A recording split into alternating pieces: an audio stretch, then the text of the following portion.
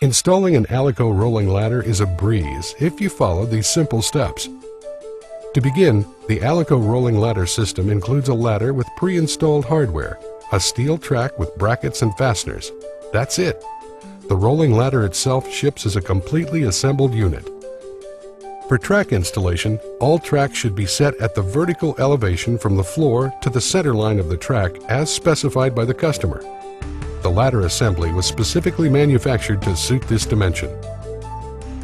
The open seam steel track requires vertical brackets for either fascia or vertical upright mounting and horizontal brackets for fixed shelf mounting.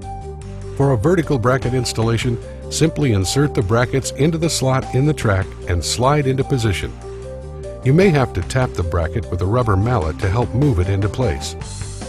After marking and drilling the bracket mounting holes, hold the track section into position at the correct height and slide each bracket to the center of each upright. Then secure each bracket tightly with the wood screws provided.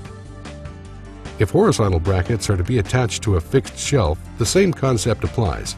Just move the brackets along the track to the desired locations and fasten.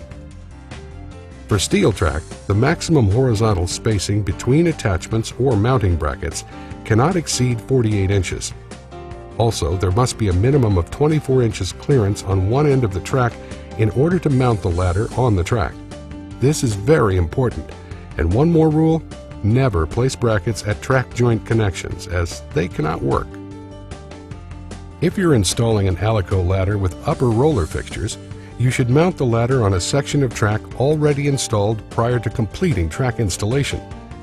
This is because the roller assembly cannot be disassembled to remove the ladder from the track. It must be rolled off the track. To do this, place ladder in a vertical position against one end of the track, then lift the ladder and feed the track between the two roller assemblies, small and large, at the top of the ladder.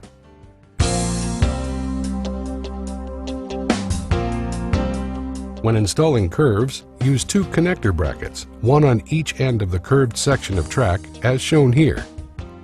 As you can see, each connector bracket has 4 mounting points. By design, all rolling ladders need a little assistance moving around curves.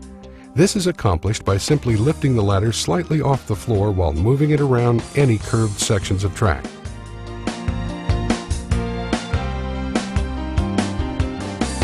To complete the rolling ladder installation, install the ladder stops at each end of the track or runs of track.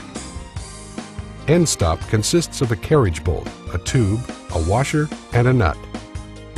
To install an end stop, roll the ladder close to the end of the track to determine and mark the location. Drill the mounting hole in the track and assemble the end stop as shown here. For rolling ladders, the end stop can be mounted either parallel or perpendicular to the floor. For tracks with hook fixtures, the end stop should be placed parallel to the cabinetry. Finally, install the end caps on the ends of the finished steel track. Once the end stops have been installed, the rolling ladder can be pulled out at the bottom at an 80-degree climbing position and then rolled along the track to the desired area of the shelf or loft. To mount a library ladder with a J-hook upper assembly, just lift the ladder to position the J-hook over the top of the track and then lower the ladder on the track. When you are using a beautiful Alaco rolling ladder in your kitchen, library, closet, bar, or loft, remember to always follow these important safety tips. 1. You should always maintain 3 points of contact when climbing any ladder. 2. Take your time when climbing up or down to avoid slips. 3. Always hold the dowel at the top of the ladder when reaching for an item. 4. Do not attempt to move the ladder side to side while standing on it. And 5. Always move the ladder to a new position to avoid overreaching.